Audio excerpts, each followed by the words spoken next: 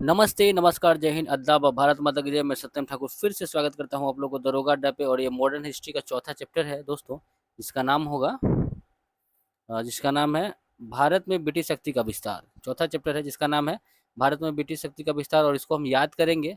और याद करने के साथ साथ इसको 2-3 बार वीडियो को देखेंगे तो क्या हो जाएगा कि अच्छी तरह से याद हो जाएगा। तो चलिए इसको याद करते हैं। ठीक है, इस चैप्टर से अगर क्वेश्चन आएगा एमसीक्यू तो नहीं छूटेगा दोस्तों, ऐसा देखा गया है। चलिए याद करते हैं। और रोशन सर का कंटेंट कितना शानदार है वो किसी से छोटा नहीं है, जो बीपीएससी दरोगा के एग्जाम का तैयारी करते हैं या फिर जीएस का। शुरू करते हैं। पहला क्वेश्चन है, भारत में ब्रिटिश शक्ति का विस्तार का मुख्य कारण क्या है? तो भारत में ब्रिटिश शक्ति का विस्तार का मुख्य कारण है केंद्रीय सत्ता का अभाव, राजनीतिक अस्थिरता, राष्ट्रीय एकता का अभाव। ये सारे के सारे चीज इसमें शामिल है। जो आसान है उसको तो आप समझ ही रहे हैं, जो आसान नहीं है, जो कि थोड़ा सा डिफिकल्ट रहेगा, उसको हम 2-3-4 बार बोल के याद करवाएंगे। देखिए, कहता है कि मिलान सही है। किसका मिलान सही है दोस्तों? सभी का मिलान सही है। जैसे कि द्वैध शासन की नीति किसने लाया था? लॉर्ड क्लाइव ने। द्वैध शासन की नीति लॉर्ड क्लाइव, द्वैध शासन की नीति लॉर्ड क्लाइव। सहायक संधि वेलेजली, सहायक संधि वेलेजली लाया था। सहायक संधि लाया वेलेजली। व्यापकगत सिद्धांत की नीति लॉर्ड डलहौजी लाया। व्यापकगत सिद्धांत की नीति लॉर्ड डलहौजी लाया। व्यापकगत सिद्धांत की नीति लॉर्ड डलहौजी लाया। तो आपने क्या देखा? द्वैध शासन की नीति लॉर्ड क्लाइव, द्वैध शासन की नीति लॉर्ड क्लाइव, सहायक संधि वेलेजली, और व्यापक सिद्धांत का नीति जो है लॉर्ड डलहौजी लाता है। ठीक है, आगे देखिए। प्लासी का युद्ध कब हुआ था? 23 जून 1757 को। ठीक है। 1764 में बक्सर के युद्ध के समय निम्नलिखित में कौन सा बंगाल का गवर्नर था? तो वेंसीटार्ट था। ठीक है, आप याद रखेंगे। कहता है कि 1764 में जब बक्सर का युद्ध हुआ था उस समय बंगाल का गवर्नर दोस्तों, अधिकतर लोग रॉबर्ट क्लाइव मार देते हैं, लेकिन ऐसा नहीं है। हम मारेंगे वेंसीटार्ट। वेंसीटार्ट था उस समय बक्सर की लड़ाई के समय। कौन सा? वेंसीटार्ट था। और वेंसीटार्ट का दोस्तों कार्यकाल है 1760 से लेकर 1764 में। ठीक है, ये याद रखिएगा। अगला देखेंगे। इलाहाबाद की संधि के बाद ईस्ट इंडिया कंपनी को कहाँ की दीवानी प्राप्त हो गया था? शाह आलम द्वितीय के द्वारा। बिहार, बंगाल और उड़ीसा, तीनों जगह। ये तो आप पीछे देख चुके हैं। अच्छा, अंग्रेजों ने बंगाल के किस नवाब से बंगाल, बिहार और उड़ीसा की दीवानी के साथ साथ निजामत मतलब सूबेदारी भी प्राप्त किया? तो नजमुद्दौला। कहता है कि अंग्रेजों ने बंगाल के किस नवाब से बंगाल, बिहार और उड़ीसा की दीवानी के साथ साथ निजामत भी प्राप्त कर लिया था? वो नजमुद्दौला के लिए। ठीक है, नजमुद्दौला था उसी से। ठीक है, अगला है कि निजामत या सूबेदारी का अभिप्राय क्या है? दोस्तों, निजामत या सूबेदारी का मतलब होता है आंतरिक सुरक्षा, शांति तथा सुव्यवस्था, न्याय व्यवस्था और फौजदारी मुकदमों के निर्णय से। मतलब निजामत और सूबेदारी के अंतर्गत शांति सुरक्षा आता है, शांति तथा सुव्यवस्था आता है, आंतरिक सुरक्षा आता है, न्याय व्यवस्था और फौजदारी मुकदमा का निर्णय, ये सारे के सारे उसमें शामिल होते हैं। 8 नंबर क्वेश्चन देखेंगे। कहता है दोस्तों कि मिलान करें। तो बंगाल का दीवान किसको बनाया गया? मोहम्मद रजा खां। बंगाल का मोहम्मद रजा खां। बिहार का बना था सिताब राय, बिहार का सिताब राय। उड़ीसा का राय दुर्लभ। ठीक है, तो बंगाल का दीवान कौन बना? मोहम्मद रजा खां, बिहार का सिताब राय और उड़ीसा का राय दुर्लभ। ठीक है, साथ ही साथ दोस्तों अब हम देखेंगे 9वां नंबर क्वेश्चन। कंपनी को बंगाल के व्यापार पर एकाधिकार कब प्राप्त हुआ था? कंपनी को बंगाल के व्यापार पर एकाधिकार प्राप्त हुआ 1717 में। ठीक है, कंपनी को बंगाल के व्यापार पर एकाधिकार प्राप्त हुआ था 1717 में। ठीक है, चलिए अगला है 10 नंबर। द्वैध शासन की आलोचना करते हुए किस ब्रिटिश इतिहासकार ने इसे खुली और निर्लजतापूर्ण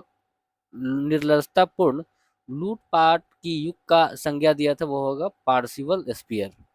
पार्सिवल स्पीयर कहता है कि द्वैध शासन की आलोचना करते हुए एक ब्रिटिश इतिहासकार था। द्वैध शासन की आलोचना करते हुए एक ब्रिटिश इतिहासकार ने इसे खुली और निर्लजतापूर्ण लूटपाट का युग की संज्ञा दिया। यह जो है किसने किया था? इतिहास का वो इतिहासकार थे पार्सिवल स्पीयर। पार्सिवल स्पीयर थे। ठीक है, अगला है वारेन हेस्टिंग्स ने द्वैध शासन को कब समाप्त कर दिया? 1772 में। वारेन हेस्टिंगस ने द्वैध शासन को खत्म किया 1772 में। वारेन हेस्टिंगस ने द्वैध शासन को कब समाप्त कर दिया? 1772 में। ठीक है। अगला है कि सबसे पहले सर्वप्रथम सहायक संधि प्रणाली की शुरुआत करने का श्रेय किसे प्राप्त था? डुप्ले को। कहता है कि सबसे पहले सहायक संधि प्रणाली का शुरुआत प्रारंभ करने का श्रेय किसे प्राप्त है? डुप्ले को। सर्वप्रथम सहायक संधि प्रणाली का शुरुआत प्रारंभ करने का श्रेय किसे प्राप्त है? डुप्ले को प्राप्त है। सर्वप्रथम सहायक संधि प्रणाली का शुरुआत प्रारंभ करने का श्रेय किसे प्राप्त है? डुप्ले को प्राप्त है। अगला क्वेश्चन 13 नंबर है। अंग्रेज ने सहायक संधि का पहला प्रयोग 1765 में कहाँ के नवाब के साथ किया था? तो अवध के साथ किया था। कहता है कि अंग्रेजों ने सहायक संधि का जो पहला प्रयोग था, अंग्रेजों ने सहायक संधि का पहला प्रयोग 1765 में कहाँ के नवाब के साथ किया था? तो वो अवध का नवाब था, उसके साथ। ठीक है। वास्तविक तौर पर लागू सहायक संधि 1798। वास्तविक तौर पर लागू कब हुआ था सहायक संधि? 1798 में। ठीक है। वास्तविक तौर पर लागू सहायक संधि हुआ था 1798 में।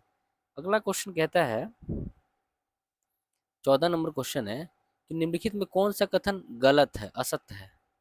तो सबसे पहले देखिए, सहायक संधि का व्यापक प्रयोग वेलेजली ने किया था। ये बिल्कुल सही बात है। सहायक संधि का जो व्यापक प्रयोग हुआ था वो वेलेजली के द्वारा ही किया गया था। अच्छा, सहायक संधि की वास्तविक शुरुआत 1798 में हुआ था, ये बात भी सही है कि सहायक संधि की जो वास्तविक शुरुआत है, अभी आपने ऊपर देखा, 1798 में हुआ था। अच्छा, सहायक संधि को स्वीकार करने वाला पहला राज्य हैदराबाद था। सहायक संधि को स्वीकार करने वाला पहला राज्य हैदराबाद था, जो कि 1798 में किया। सहायक संधि को स्वीकार करने वाला पहला राज्य कौन था? हैदराबाद था, जो कि कब स्वीकार किया था? 1798 में। ठीक है। चलिए 15 नंबर क्वेश्चन देखते हैं। निम्नलिखित में कौन सा कथन सहायक संधि की विशेषता का संदर्भित नहीं करता है? कौन सा है जो कि सहायक संधि से संबंधित नहीं है? तो सबसे पहले, भारतीय नरेशों के अलावा नहीं, भारतीय नरेशों के आंतरिक शासन में कोई हस्तक्षेप नहीं, नहीं शासन में कोई हस्तक्षेप नहीं किया जाएगा। मैंने कहता है कि भारतीय नरेशों के आंतरिक शासन में कोई भी हस्तक्षेप नहीं करेगा, यही बात कह रहा है। ये बात बिल्कुल सही है। सहायक संधि में कहा गया था कि भारतीय जो राजा है उनके आंतरिक शासन में कोई हस्तक्षेप नहीं किया जाएगा, बिल्कुल सही है। कंपनी राज्यों की आंतरिक एवं बाह्य आक्रमणों से सुरक्षा करेगा, ये बात भी सही है और ये बात भी सही है। कंपनी राज्यों की आंतरिक एवं बाह्य आक्रमणों से सुरक्षा करेगा, ये बात भी बिल्कुल सही है। ठीक है। अगला है कि जो सही वाला है कि देसी रियासतें शासन व्यवस्था के लिए अपने दरबार में एक ब्रिटिश रेजिडेंट रखेगी, ये बात भी सही है कि देसी रियासतें शासन व्यवस्था के लिए अपने दरबार में एक ब्रिटिश रेजिडेंट रखेगी, ये बात भी सही है। लेकिन गलत यहाँ है कि अंग्रेजों के विरुद्ध भारतीय राज्य कोई भी संघ बना सकते हैं, ये बात बिल्कुल गलत है, ऐसा कुछ नहीं था। देखिए, ये बहुत इंपॉर्टेंट हो जाता है, इसको ध्यान से देखेंगे। सहायक संधि को सतारा 1848 में अपनाया था, सतारा 1848 में, जैतपुर या संबलपुर 1849 में, बघाट 1850 में, उदयपुर 1852 में, झांसी 1853 में, नागपुर 1854 में और करौली 1856 में। इसको याद करेंगे। देखिए, सतारा 1848 में, सतारा 1848 में, सतारा 1848 में, जैतपुर या संबलपुर 1849 में, जैतपुर या संबलपुर 1849 में, जैतपुर या संबलपुर 1849 में, बघाट 1850 में। सहायक संधि को स्वीकार करने वाला राज्य है बघाट 1850 में, बघाट 1850 में, उदयपुर 1852 में, उदयपुर 1852 में, उदयपुर 1852 में, उदयपुर 1852 में, झांसी 1853 में, झांसी 1853 में, झांसी दोस्तों 1853 में, झांसी 1853 में, नागपुर 1854 में, नागपुर 1854 में, नागपुर 1854 में, करौली 1856 में, करौली 1856 में, करौली दोस्तों 1800, करौली 1856 में, करौली 1856 में। ठीक है। चलिए अगला है 16 नंबर के, देसी रियासतों ने अपनी स्वतंत्रता, राष्ट्रीय चरित्र अथवा वह सब जो देश को प्रतिष्ठित बनाते हैं उन्हें बेचकर सुरक्षा मोल ले ली। यह कथन किसका है?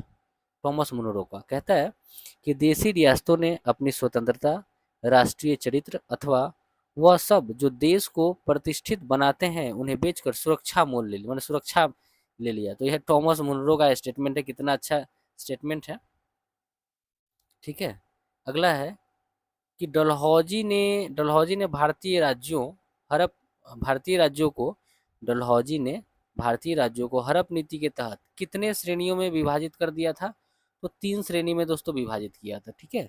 स्वतंत्र देशी रियासत, अधीनस्थ देशी रियासत और अधीनस्थ देशी रियासत और आश्रित देशी रियासत। कहता है कि डलहौजी ने भारतीय राज्य को हड़प नीति के तहत कितने श्रेणी में विभाजित कर दिया था? तो 3 श्रेणी में। स्वतंत्र देशी रियासत, अधीनस्थ देशी रियासत और आश्रित देशी रियासत, ठीक है, इसको ध्यान रखेंगे। चलिए 18 नंबर क्वेश्चन देखते हैं। निम्नलिखित कथनों में विचार करना है। कहता है कौन सा कथन सही है वही कह रहा है। तो लॉर्ड डलहौजी ने व्यक्तिगत के सिद्धांत लागू करके 1848 में सतारा और 1854 में नागपुर पर कब्जा कर लिया। बिल्कुल सही बात है। लॉर्ड डलहौजी ने व्यक्तिगत के सिद्धांत लागू करके 1848 में सतारा को और 1854 में नागपुर पर दोस्तों कब्जा करने का काम किया है। अगला है कि डलहौजी ने गोद लेने की प्रथा को अमान्य कर दिया। ये बात भी सही है। डलहौजी ने गोद लेने की प्रथा को भी अमान्य कर दिया। डलहौजी ने गोद लेने की प्रथा को दोस्तों अमान्य कर दिया। अगला है मिलान करना है। ऊपर भी आप देखे हैं जैतपुर जो विलय हुआ उसका 1849 में, जैतपुर 1849 में, बघाट का 1850 में, उदयपुर का 1852 में, उदयपुर का 1852 में, उदयपुर का 1852 में, और दोस्तों झांसी को 1853 में व्यक्तिगत सिद्धांत के अनुसार मिला लिया गया था। अगला है the native status of India पुस्तक के लेखक कौन है? The native status of India पुस्तक के लेखक है William Lee Warner. The native status of India पुस्तक के लेखक है William Lee Warner. The native status of India the native status of India पुस्तक के लेखक है विलियम ली वार्नर। अगला है लॉर्ड कॉर्नवालिस ने कौन सा युद्ध लड़कर अहस्तक्षेप की नीति का उल्लंघन किया था? तो तृतीय अंग्ल मैसूर युद्ध। लॉर्ड कॉर्नवालिस ने कौन सा युद्ध लड़कर अहस्तक्षेप की नीति का उल्लंघन किया था? तो तृतीय अंग्ल मैसूर युद्ध को लड़कर, जो कि 1790 से 92 में हुआ था। चलिए यहाँ पे 22 नंबर को मिलान करना है। घेरे की नीति प्रारंभ हुआ 1765 से 1813 तक चला। घेरे की नीति 1765 से 1813, घेरे की नीति 1765 से 1813, घेरे की नीति 1765 से 1813। अगला है अधीनस्थ पृथक्करण की नीति, यह 1813 से 1858। अधीनस्थ पृथक्करण की नीति 1813 से 1858। अधीनस्थ पृथक्करण की विधि 1813 से 1858। अधीनस्थ पृथक्करण की नीति जो है दोस्तों 1813 से 1858। तो सबसे पहले घेरे की नीति कब? 1765 से 1813। घेरे की नीति 1765 से 1813। अधीनस्थ पृथक्करण की नीति 1813 से 1858। ये बात याद रखेंगे। चलिए और इसका आगे है यहाँ पे दोस्तों, और यहाँ पे कहता है कि अधीनस्थ संघ की नीति, यहाँ पे कहा ना कि अधीनस्थ संघ की नीति, तो ये हो जाएगा दोस्तों अधीनस्थ संघ की नीति। दोस्तों यहाँ पे हो जाएगा अधीनस्थ संघ की नीति, यह हो जाएगा 1858 से 1935। अधीनस्थ संघ की नीति, अधीनस्थ संघ की नीति 1858 से 1935। अधीनस्थ संघ की नीति 1858 से 1935। अधीनस्थ संघ की नीति 1858 से 1935 हो जाएगा। और साथ ही साथ यहाँ पे जो देख रहे हैं कि समान संघ की नीति दोस्तों, तो समान संघ की जो नीति है वह हो जाएगा, समान संघ की नीति हो जाएगा दोस्तों 1935 से 1947। समान संघ की नीति 1935 से 1947। समान संघ की नीति 1935 से 1947। समान संघ की नीति 1935 से 1947। अगला है लॉर्ड वेलेस्ली द्वारा लागू की गई सहायक संधि व्यवस्था के बारे में निम्नलिखित में कौन सा कथन लागू नहीं होता है? लॉर्ड वेलेस्ली द्वारा जो सहायक संधि की व्यवस्था किया गया है उसमें कौन सा कथन सही नहीं है? तो पहले सही वाला को देखेंगे। दूसरों के खर्च पर एक बड़ी सेना बनाए रखना, ये बात सही है। दूसरों, लॉर्ड वेलेस्ली जो था सहायक संधि के अकॉर्डिंग दूसरा के खर्च पर एक बड़ा सेना बनाए रखा, भारत के नेपोलियन के खतरे से सुरक्षित रखा। भारत का जो भारत को नेपोलियन के खतरा से सुरक्षित रखना, ये बात भी सही है। अच्छा, भारतीय रियासतों के ऊपर ब्रिटिश सर्वोच्चता स्थापित किया, ये बात भी सही है। भारतीय रियासतों के ऊपर ब्रिटिश सर्वोच्चता को स्थापित किया, भारतीय रियासत के ऊपर ब्रिटिश सर्वोच्चता को स्थापित किया, ये बात सही है। अच्छा, कंपनी के लिए एक नियत आय का प्रबंध करना, ये बिल्कुल गलत है, ये नहीं होगा, नियत आय का प्रबंध नहीं किया था। चलिए अगला है 24 नंबर। भारतीय इतिहास के संदर्भ में द्वैध शासन माने डायरकी सिद्धांत किसे निर्दिष्ट करता है? भारतीय इतिहास के संदर्भ में द्वैध शासन, जिसको डायरकी बोलते हैं, वह सिद्धांत किसने निर्दिष्ट किया? तो प्रांतों को प्रत्यायोजित विषयों का दो प्रवर्गों में विभाजन, प्रांतों को प्रत्यायोजित विषयों का दो प्रवर्गों में विभाजन, प्रांतों को प्रत्यायोजित विषयों का दो प्रवर्गों में विभाजन। ठीक है, तो डायरकी का सिद्धांत किसे निर्दिष्ट करता है? तो यही है कि प्रांतों को प्रत्यायोजित विषयों का दो प्रवर्गों में विभाजित। ठीक है, अगला है कि निम्नलिखित पर विचार कीजिए जिन्होंने लॉर्ड वेलेस्ली के साथ सहायक संधि की थी और उनके द्वारा किए गए संधि का सही कालक्रम को माने कालानुक्रम नीचे दिया गया है, उसको पता कीजिए। माने कौन पहले हुआ वही कहता है। देखिए, इंदौर के होलकर ने सबसे पहले सहायक संधि स्वीकार नहीं किया था, ये बात याद रखिएगा। इंदौर के होलकर ने सहायक संधि को स्वीकार नहीं किया था, इंदौर के होलकरों ने सहायक संधि स्वीकार नहीं किया था। हैदराबाद 1798 में, हैदराबाद 1798 में, मैसूर 1799 में, तंजौर भी 1799 में। तो हैदराबाद 1798 में सहायक संधि स्वीकार करता है, मैसूर 1799 में, तंजौर भी 1799 में, अवध 1801 में, अवध 1801 में, सिंधिया 1804 में, मराठा पेशवा 1802 में, मराठा पेशवा 1802 में, भोसले 1803 में, भोसले 1803 में। तो देखिए सब यहाँ ध्यान से देखिएगा, सहायक संधि के बारे में कहता है कि सही कालक्रम के अनुसार कालक्रम के अनुसार उसको मतलब व्यवस्थित करने के लिए बोल रहा है। ठीक है, तो सबसे पहले सहायक संधि ना इंदौर के होलकर ने स्वीकार नहीं किया था, हैदराबाद 1798 में, हैदराबाद 1798 में, मैसूर 1799 में और तंजौर भी 1799 में, मैसूर 1799, तंजौर भी 1799 में। अवध 1801 में, अवध 1801 में, सिंधिया 1804 में, सिंधिया 1804 में, सिंधिया 1804 में, मराठा पेशवा 1802 में, मराठा पेशवा 1802 में, मराठा पेशवा 1802 में और भोसले 1803 में इसको स्वीकार किया। इसके जब आपको डेट याद रहेगा तब आपको व्यवस्थित करने में टाइम नहीं लगेगा, कौन पहले हुआ उसके बाद ऐसा करके। चलिए अगला है कि निम्न में सहायक संधि स्वीकार नहीं किया था इंदौर के होलकर ने, इंदौर के होलकर राज ने सहायक संधि को स्वीकार नहीं किया। अच्छा, बंगाल में द्वि शासन प्रणाली किसके द्वारा लागू किया गया था? तो रॉबर्ट क्लाइव के द्वारा। बंगाल में जो द्वि शासन प्रणाली था वो किसके द्वारा लागू किया गया था? तो वह हो जाएगा दोस्तों रॉबर्ट क्लाइव के द्वारा। बंगाल में द्वि शासन प्रणाली किसके द्वारा लागू किया गया था? रॉबर्ट क्लाइव के द्वारा। अच्छा, रिंग ऑफ फेंस नीति का संबंध किससे है? वॉरेन हेस्टिंगस से। रिंग ऑफ फेंस नीति का संबंध है वॉरेन हेस्टिंगस से। रिंग ऑफ फेंस नीति का संबंध है वॉरेन हेस्टिंगस से। रिंग ऑफ फेंस नीति का संबंध है वॉरेन हेस्टिंगस से। दोस्तों उम्मीद करते हैं सेशन बहुत अच्छा लगा होगा और ये आपको एक दो बार और देखेंगे आपको पूरी तरह से दोस्तों ये याद हो जाएगा। तो मिलते हैं अगले वीडियो में, तब तक स्वस्थ रहें, याद करते रहें, दो तीन बार और देखें, वीडियो को लाइक शेयर सब्सक्राइब करें और अपना ख्याल रखें, अपनों का ख्याल रखें। जय हिंद।